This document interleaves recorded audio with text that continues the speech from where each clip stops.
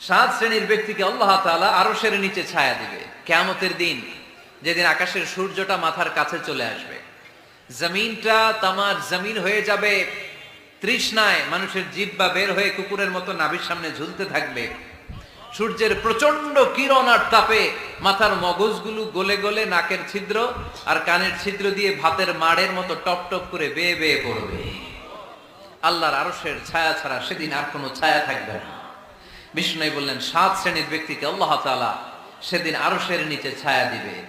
তার মধ্যে থেকে এক শ্রেণীর ব্যক্তি রাজুলুন তাসাদ্দাকা বিসাদাকা ফাআখফাহা, এক শ্রেণীর ব্যক্তি হচ্ছে ওই ব্যক্তি যে গোপনে আল্লাহর জন্য দান করে।